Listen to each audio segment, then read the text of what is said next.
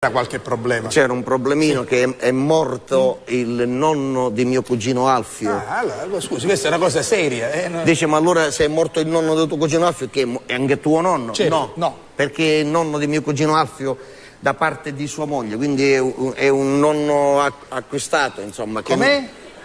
Non è suo nonno dell'albero ginecologico della sua famiglia. No. Che nonno è? Allora è un nonno? Acquistato Sì. Sì. Come sì? Sì, è acquistato da parte della... No, acquistato sì. Sì, No?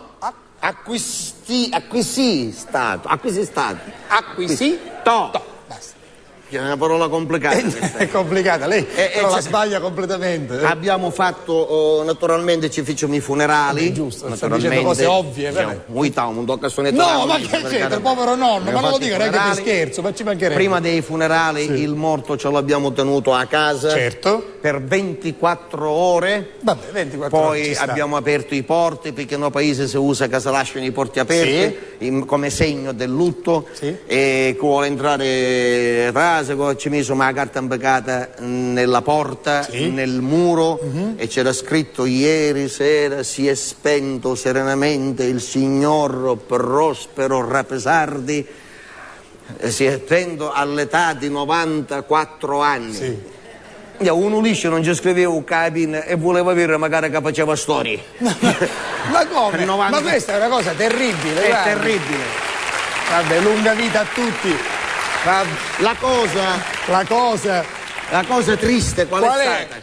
La cosa triste è quella che ci ha appena detto, proprio una cosa terribile. La cosa ancora più triste qual è stata? Il morto messo in mezzo alla stanza, c'erano i ciuri e i candele. Sì. C'erano i candele con lenzuolo bianco. Va bene, ma come? Ora, i nipoti... Com'è triste questo inizio stasera, sì. Fa parte della vita. Certo, assolutamente, questo è vero. Anche la morte fa parte della vita. E allora i nipoti di mio cugino Alfio, che sono i figli di suo figlio, perché mio cugino Alfio c'ha un figlio che si chiama Cirino. Cioè suo cugino Alfio c'ha un figlio che si chiama Cirino. Esatto. E questo Cirino ha avuto un figlio maschio che chiamavo Filadelfo. Perfetto. Quindi? Quando siamo tutti riuniti la domenica a mangiare, si sparge la voce che c'è Alfio, Cirino e Filadelfo, che non vengono magari i devoti sotto il balcone. Peraltro la festa di Sant'Alfio è stata recentemente, no? Il 10 di maggio si festeggia a Tre Castagni, appunto.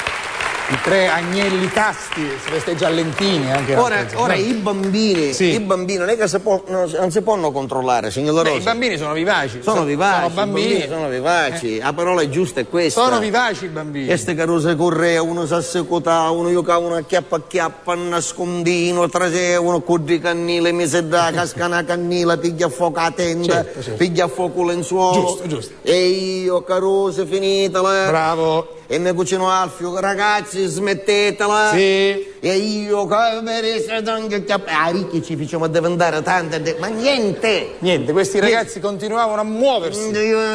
Buttare dei vostri madri, ma non si dicono queste cose. Carica, signor La Rosa, niente. Arrivato a un certo punto, mio cugino Alfio pigliavo 5 euro, ci desse a suo nipote e ci disse: Vatino, a bar, comprate qualche cosa, basta che te ne vai di qua. Vabbè, proprio se n'è liberato. Sto caruso ne scivo, mancavo 5 minuti, ci misi i soldi, sappi di macchinette che tu ci metti i soldi, giri e ci sono le palle, quelle palle di plastica trasparente, che ci sono i giocattolini. Ancora ce ne sono, forse nei paesi, magari. Io ci misi doppia moneta, fece due corpi così, ci cascarono 2 palle e tutti e 2 con stesso ciondolo, uno scheletro.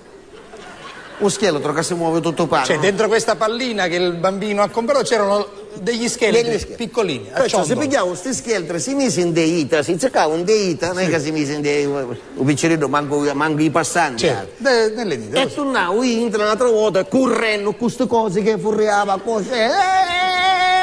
E mio cugino Alfio appena ho visto che ci si vede qua, dammi queste cose, prima che ci pare che ci facciamo i bombonieri.